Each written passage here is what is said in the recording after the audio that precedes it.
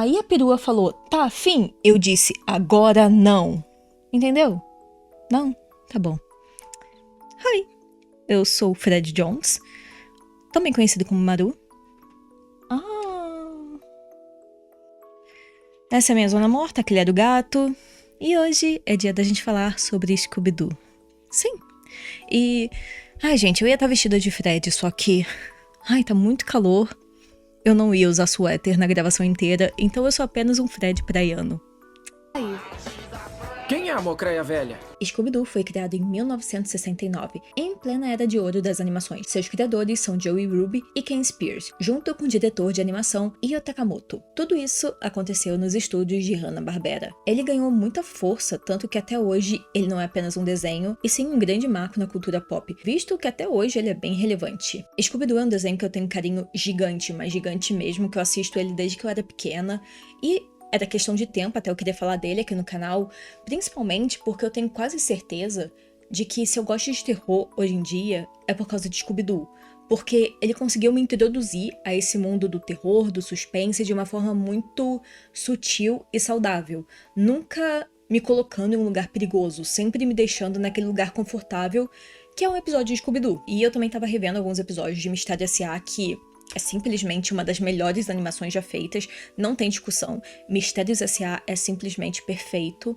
Mas eu notei como é difícil você tá nesse meio que é fazer uma animação madura para jovens, porque muitas séries acabam indo para um lado um pouco ruim, horrível, medíocre, tudo porque elas não acreditam no seu potencial, elas acham que a história vai ficar muito boba e ela precisa ir para aquele lugar de violência extrema, mas sem saber trabalhar isso, ou elas acabam pisando demais no freio e vão para aquele lugar bobo que é só não confia no potencial do seu público e acha que todo mundo é meio... Ai, são crianças, elas são bobas. O que é horrível, porque o terror é muito importante para crianças. Na verdade, eu sou a pessoa que mais defende que pessoas mais jovens têm que ter o contato com o terror, porque assim, eu cresci lendo Goosebumps e Rua do Medo. O R.L. Stine sempre foi meu autor favorito quando eu era mais jovem. Eu ainda gosto muito do trabalho dele, eu acho genial, e ele sempre me colocava em situações que eu nunca ia viver. E é por isso que o terror é importante. Você pode explorar os seus medos de uma forma segura. Você tá vivendo essa situação de pânico, de medo, mas nunca se colocando realmente em risco. O terror ele serve como uma válvula de escape. Você consegue estar ali, você consegue viver esse momento, e isso vai te ajudar muito a entender mais o seu emocional e o seu psicológico. E é como o próprio R.L. Stine já falou, as crianças adoram sentir medo, as crianças adoram terror, porém elas não querem sentir muito medo, elas querem apenas esse momento de escape onde elas vão poder ter medo, enfrentar esses medos e seguir em frente, o que é importante para todo mundo. E assim, o terror infanto-juvenil é uma das melhores coisas que existe no cinema contemporâneo. Ele simplesmente conseguiu entender um público de uma forma muito intensa. Você pode ver que a maior parte dos filmes de terror infanto-juvenis são animações. Por quê? A animação ela é grandiosa, ela é uma coisa expansiva, ela tem expressões grandes, ela tem personagens grandiosos. Então, você bota como A Noiva Cadáver. O filme inteiro, você tá vendo corpos em decomposição, você tá vendo aquelas pessoas apodrecendo, você tá vendo membros sendo arrancados, e mesmo com essas cores mórbidas, esses tons frios, tudo isso ainda tem um conforto porque você tem uma noção ali de que aquilo não é real por causa dessas expressões grandiosas, mas quando você para analisar realmente o que você tá vendo coisas horríveis, porque você vê em tela como foi a morte da Emily, que foi uma morte horrível também. E a animação ela acaba sendo tão grande, tão a mais, que o sangue e a violência se tornam completamente desnecessários. A mesma coisa acontece com Paranorma e Coraline, que a gente sabe que diversas crianças morreram nesses dois filmes. Eu acho que no Paranorma só foi uma criança que morreu, não lembro agora de Paranorma. Mas todas elas morreram de formas horríveis. E a gente tem essas informações, a gente sabe disso. Tem pequenos detalhes que você começa a entender, meu Deus, o que tá acontecendo nesse filme.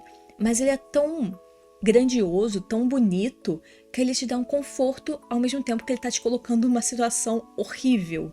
Existem diversos desenhos que a gente guarda com muito carinho, como Danny Phantom, Billy Mandy. Todos eles sempre estavam nesse limite delicado de vou fazer uma coisa legal, vou traumatizar as crianças. Mas, conforme o tempo foi passando, muitas séries acabaram achando a animação infantil boba e outras começaram a pisar muito no freio, não confiando muito bem no potencial do seu público, achando que, não, gente, a criança ela não quer levar susto, vamos tornar isso mais de boa, ou vamos fazer a coisa mais adulta do mundo. E Scooby-Doo conseguiu estar exatamente nesse ponto que ele foi pro lado, vamos fazer uma coisa super adulta. Não, gente, vamos pisar no freio porque a criança não quer se assustar. Fred, tudo bem? Quer desabafar? Desabafa pra maricas. E eu falo com tranquilidade.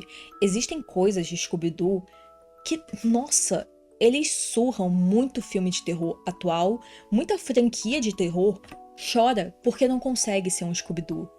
E eu falo com tranquilidade, a A24, ela só tá no poder e ela só se sente confiável de fazer seus filmes porque a Scooby-Doo não lança mais filme igual antigamente. Scooby-Doo, ele tá meio aposentado, ele não quer mais ser tão grandioso como ele já foi, mas se ele fosse, a A24 que se cuide, porque ela sabe que ela não ia conseguir superar um Scooby-Doo. Ela sabe disso, ela tá feliz por causa disso. E qual o filme de Scooby-Doo que eu acho que bate contra a A24, contra muita franquia de terror? É, obviamente, Scooby-Doo na Ilha dos Zumbis, que foi lançado em 87. Que é simplesmente...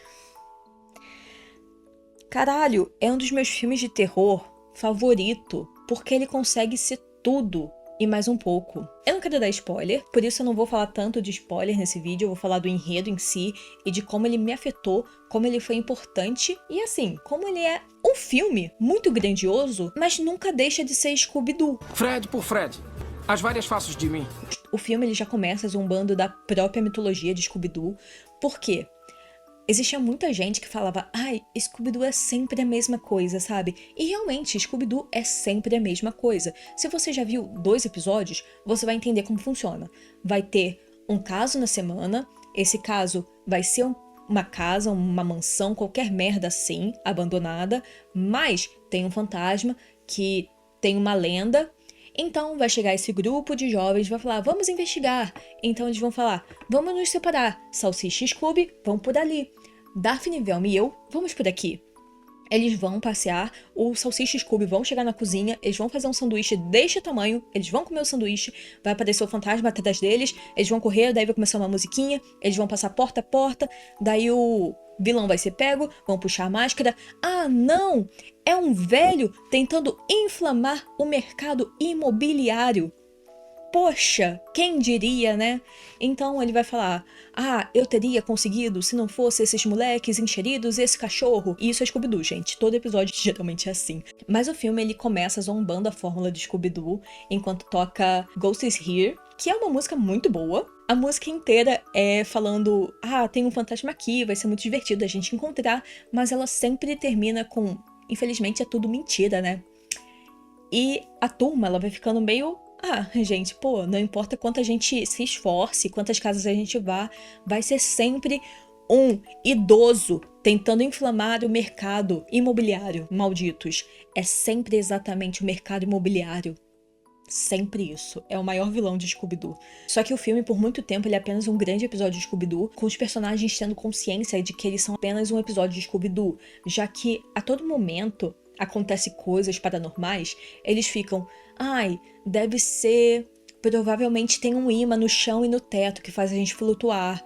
Nossa, eu já vi isso umas 50 vezes. Provavelmente é apenas um velho tentando inflamar o mercado imobiliário. Isso é uma suposição real do filme. E eles ficam o filme inteiro nisso. E você também fica, pô, já me apresentaram ali os suspeitos, que é o jardineiro, que ele é a pista falsa. Daí, as 2 mulheres da casa, o barqueiro e o australiano. O australiano você fica, nacionalidade diferente, por quê? Tá querendo provar demais. Provavelmente é ele. E o filme inteiro, ele realmente é apenas isso. Esse grande compilado de um episódio de Scooby-Doo com o Scooby-Doo caçando gato, é engraçadinho, eles comem a pimenta muito ardida, todo mundo ri, até que do nada o filme te tira desse conforto de um episódio do Scooby-Doo e te joga no massacre. Não é um massacrezinho, é um massacre. Você vê a cena de quando os piratas chegam na ilha e nessa ilha tinha um pequeno povo que venerava o Deus Gato. Seria eu estaria lá com um povo. E os piratas torturaram essas pessoas. Só que o pior que eles fizeram foi pegar essas pessoas, juntar todas elas estavam assustadas, e foram assim empurrando elas para dentro do lago. Só que eles estão num pântano. Então, assim que essas pessoas entraram no lago, um monte de crocodilos veio pra cima delas. E a gente vê essa cena, a gente não vê o massacre em si, a gente só vê as sombras, a gente vê os gritos, a gente escuta tudo enquanto a gente vê a expressão de horror no rosto de duas pessoas que faziam parte desse grupo. E tudo isso só vai escalando. Por quê? Nesse momento, o filme ele te apresenta uma coisa que eu, a Maru de 6, 7 anos, nunca tinha pensado, que é pessoas morrem. Filmes da Disney, geralmente, eles tendem a confrontar você com luto de parentes, familiares, essas coisas, mas isso era uma coisa muito distante pra mim, sabe? Eu só tinha 6, 7 anos. Eu não imaginava que a morte estava tão perto. Eu não imaginava que a morte podia ser uma coisa cotidiana. Eu imaginava que a morte era alguma coisa, vai acontecer algum dia, está longe de mim. Mas, nesse filme, eu entendi que não. A morte, literalmente, ela anda do meu lado o tempo todo. Por quê? Além desse massacre, que é uma coisa bem irreal, porque piratas... Não sei, eu não tô andando em território pirata. Mas a gente descobre que muitas pessoas morreram nessa ilha apenas porque elas estavam... Cara, elas foram fazer um turismo. Elas estavam ali no lugar, falaram, pô, vou fazer turismo naquela região. E morreram. E isso pra mim, de 6, 7 anos, foi uma coisa muito chocante, porque eu percebi, caralho, as pessoas realmente morrem de forma... só porque elas fizeram uma escolha. E, assim, expondo um pouco do meu pessoal, o meu psicólogo, ele sempre fala que eu sei lidar com a morte muito bem. A morte não é uma coisa que me assombra, ela não é uma coisa que me preocupa, tanto a minha morte quanto de pessoas que eu amo. E eu tenho quase certeza que Scooby-Doo me ajudou de alguma forma, porque eu fui confrontada com esse tema muito cedo por causa do filme, que eu lembro que quando eu vi tudo isso, quando eu entendi isso, quando teve essa virada de chave, eu fiquei... Meu Deus, eu realmente fiquei traumatizada por um tempo. Só que eu descobri tudo isso muito cedo, eu enfrentei tudo isso muito cedo, e hoje em dia é uma coisa tão natural pra mim, e eu tenho certeza que Scooby-Doo me ajudou.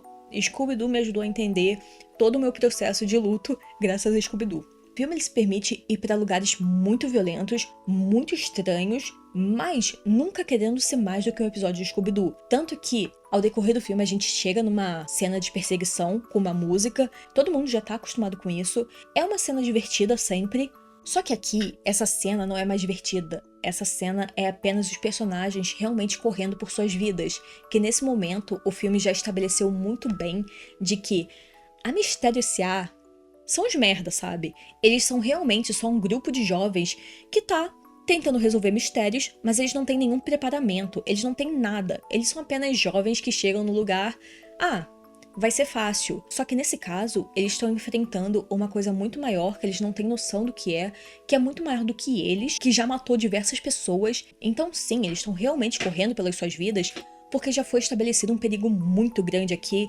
E uma curiosidade bem aleatória, essa foi a primeira vez que expressões de pânico foram desenhadas, que até então nunca existiu isso, era só um medinho de leve. Dessa vez não, tinha realmente um pânico no rosto deles, porque eles estavam correndo pelas suas vidas e se eles parassem de correr, eles iam morrer. Então, sim, esse filme ele bate de frente com muita franquia de terror atual, sem suar. Por isso, 10 de 10 para esse filme, ele é perfeito, ele consegue fazer tudo de uma forma perfeita, ele é maduro, ele consegue ter uma narrativa muito boa, mas nunca deixando de ser Scooby-Doo. Ele nunca tenta ser mais do que Scooby-Doo. E eu não posso dizer que a mesma coisa acontece com o Fantasma da Bruxa. Ele é mais lembrado do que A Ilha dos Zumbis, porque E foi no Fantasma da Bruxa que apareceu as Hex Girls, mas o Fantasma da Bruxa, ele não é tão corajoso assim. E se você vê ele em inglês e você nunca viu nada... Assim, a primeira pessoa que aparece é dublado pelo Tim Curry. Você já fica, tá, ele é o vilão. Certamente esse maluco é o vilão. Não tem como ele não ser o vilão. E também, o filme ele é meio como... Ele conta sobre, nossa, como os Estados Unidos é babaca, né? Ele queimava mulheres por bruxaria. E tem uma mulher que se chama Sarah, que ela foi queimada por bruxaria. E todo mundo fica o filme inteiro... Tadinha da Sarah, eu queria tanto que a Sarah estivesse viva. Pobre Sarah, foi queimada de uma forma tão injusta porque esse mundo não entende mulheres poderosas que estudavam. Só que daí a grande revelação do filme é que sim, a Sarah era uma bruxa satânica. E todo mundo fala, não, tinha que queimar uma porra dessa mesmo. Não, Sarah, pô, te defendi e você é uma bruxa? Não, vamos ter que queimar de novo desde que queimou a Sarah. Esse filme é muito bom.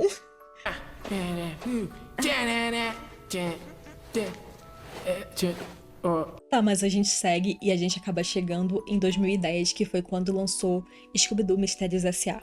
Eu pretendo sim fazer um vídeo apenas sobre Mistérios S.A., por isso que eu não vou falar tanto dela aqui, porque, gente, eu sinto muito Mabel e Dipper Pines, mas Mistérios S.A. é tão superior, sabe? Não que eu queira criar rivalidade feminina. Não, eu tenho certeza que todos eles seriam amigos. Eu tenho certeza que o Bill Cipher seria melhor amigo do vilão aqui do Mistérios S.A. Mas, numa escala de quem trabalhou melhor alguns elementos, Mistérios S.A. tá no topo. Então não tem rivalidade feminina aqui, eles são amigos sim, mas a minha preferência é Scooby-Doo. A gente tem Bahia Cristal, que é um mundo fechado, que ajuda bastante na história. E toda semana a gente tinha um vilão, que eles arrancavam a máscara e falavam: não! Um velho tentando inflamar o mercado imobiliário. Mas ele vai escalando de uma forma tão bonita de se ver que se torna a melhor adaptação de Scooby-Doo. Por quê? Todos esses vilões da semana, eles servem pra alguma coisa que é pra você aprofundar muito mais esses personagens. É a primeira vez que a gente tá vendo realmente quem são esses personagens, não apenas esses estereótipos que tem de que, o Salsicha é maconheiro, a Velma é inteligente. Essas coisas que a gente sabe que sempre acompanhou eles. Aqui a gente tá realmente vendo quem é o Salsicha, quem é a Velma, quem é a Daphne, quem é o Fred, quem é o Scooby, quais são os medos deles, os traumas, a relação que eles têm com as suas famílias. Tudo neles é muito bem trabalhado. A gente entende realmente como eles são pessoas reais, como eles são pessoas gostáveis, como todos eles são especiais, principalmente o Fred. Aqui é a melhor versão do Fred. O Fred, ele sempre foi meu personagem favorito, não por ele ser um crush. Eu nunca tive crush no Fred. Eu sempre quis ser o Fred. Desde pequena, eu olhava pro Fred e pensava, pronto, ele sou eu. Ele é tão eu, ele é igualzinho a mim. Ele me entende de uma forma que ninguém mais entende. Eu sempre quis ser o Fred. Tanto que quando eu brincava de Scooby-Doo, eu era o Fred. E aqui é a melhor versão dele, é a versão que eu mais gosto dele, obviamente. Em todas as adaptações eu gosto muito do Fred, eu sempre passo um pano pro Fred. Tudo isso consegue misturar elementos de terror que muita gente não conseguia imaginar que seria possível você colocar em uma narrativa infantil. Em Mistérios S.A. a gente tem elementos Lovecraftianos, a gente tem Twin Peaks, a gente tem Jogos Mortais, coisa realmente muito madura, muito interessante e sendo usado de uma forma tão bonita, tão intensa, que combina tão bem com esse universo, criando toda essa narrativa. Você tá vendo esses personagens que você ama, caminhando para um apocalipse Lovecraftiano, porque tudo que vai acontecendo vai escalando de uma forma tão grandiosa que você pensa, meu Deus, pra onde essa merda vai? E você sabe que se for para um lado Lovecraft, eles vão sofrer. E você começa de novo a sentir medo por eles, exatamente como eu senti na Ilha dos Zumbis.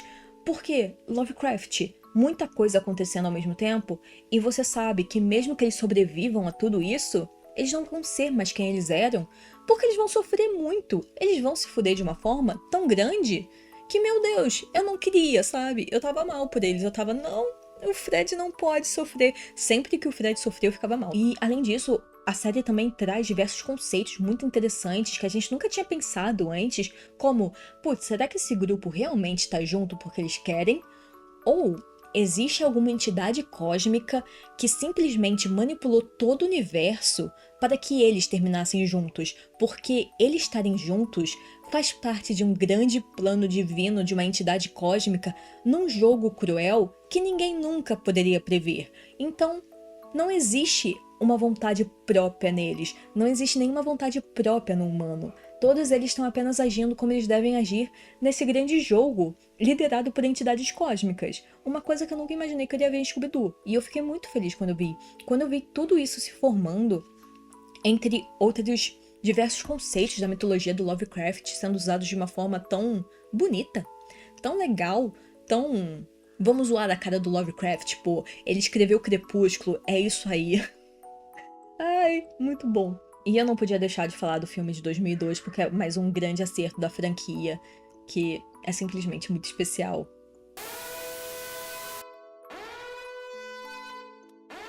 Opa, eu consegui então. Olha só, hackeei o canal da... Oi galera, eu sou o Janu, do canal Januaríssimo, e eu tô muito feliz por fazer uma participação no canal da minha amiga Maru, falando sobre um filme que eu amo muito. Assim como a Maru, quando eu era criança, eu era muito fã de Scooby-Doo. Só que a primeira vez que eu vi esse filme, eu não entendi. Eu fiquei...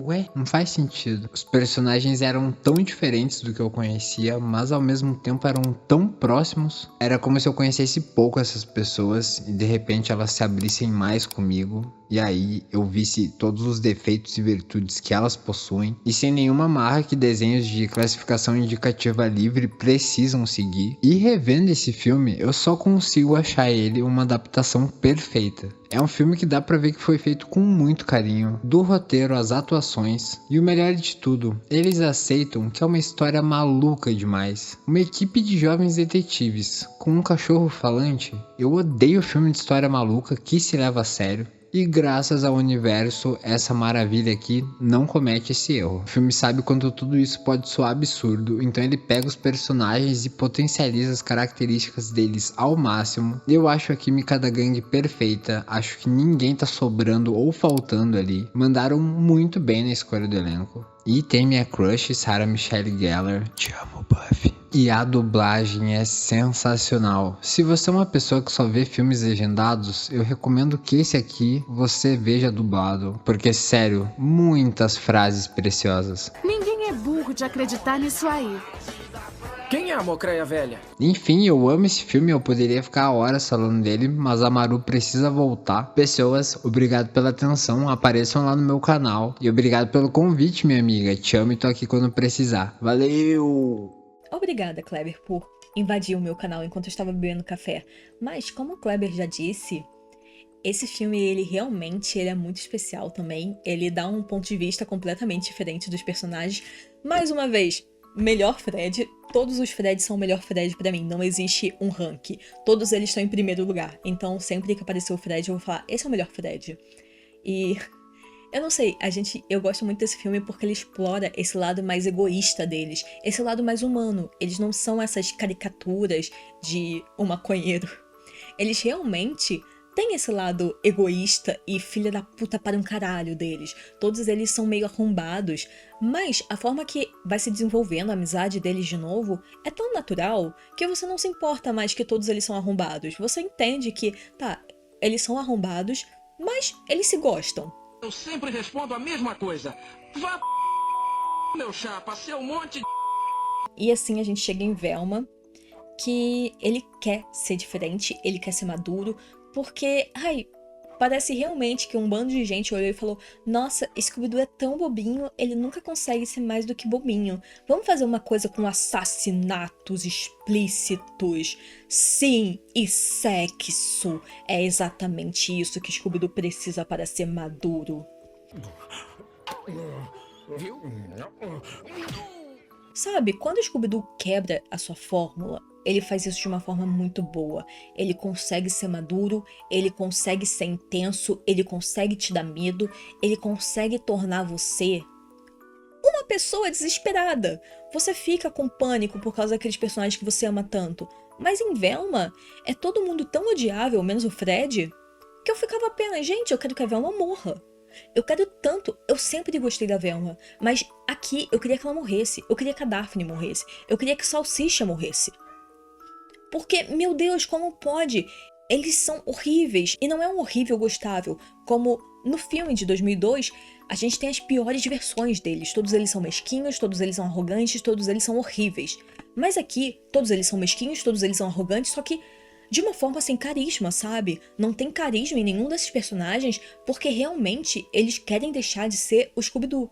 Eles querem criar uma coisa tão diferente, tão nova, tão madura, que cria apenas é um compilado de erros que me faz acreditar naquela teoria da conspiração de que em algum lugar tem um grupo de velhos tentando inflamar o mercado imobiliário, fazendo a lacração ser uma coisa horrível, criando séries horríveis para provar, olha como a lacração é ruim, olha só o que acontece se a gente colocar mulheres como personagens principais, olha o que acontece. Eu tenho certeza que isso é real por causa dessa série.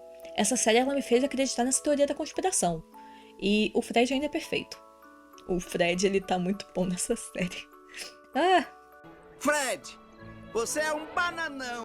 Mas, na real, esse vídeo é apenas essa grande carta aberta a Scooby-Doo, porque eu amo demais essa série. Eu acho que ela tinha que ser mais reconhecida. Como Mistérios S.A. Mistérios S.A. eu acho que é uma coisa que realmente merecia ganhar mais espaço, porque ela faz tudo de uma forma tão boa, de uma forma tão bem amarradinha, sabe? Que chega até a ser um crime tantas poucas pessoas falarem dela. E é isso, é um grande vídeo sobre como eu amo Scooby-Doo. Eu vou fazer mais vídeos sobre Scooby-Doo, falando... Talvez eu fale do filme A Ilha dos Zumbis e de Mistérios S.A. de forma separada, faça um vídeo apenas para cada um deles, porque elas são mídias tão interessantes de se analisar por diversos motivos, que ela consegue fazer coisas que muita gente não faz hoje em dia por puro medo. E é tão interessante você ver como eles trabalham seus personagens, mesmo já tendo uma limitação, porque todo mundo já conhece esses personagens, mas eles conseguem burlar isso de uma forma tão interessante. Não vejam Scooby-Doo o Retorno para a Ilha dos Zumbis. Não. Isso vocês não podem ver. Isso eu me recuso. Esse, ele consegue ser tão revoltante quanto o Scooby. Porque, não. Aquele filme não existe. Então eu nem falo dele porque ele não existe. Fala de filme que não existe, pelo amor de Deus. Mas é isso. Velma também não existe. Mentira. Velma existe sim porque... Ai, aquele Fred é muito bom. Meu Deus, é a pior versão do Fred e ele consegue ser boa. Apenas Fred. Fred por Fred. As várias faces dele. E eu acho que é isso, né? Um grande vídeo de Scooby-Doo. E é isso. Até. Desabafo é pra maricas.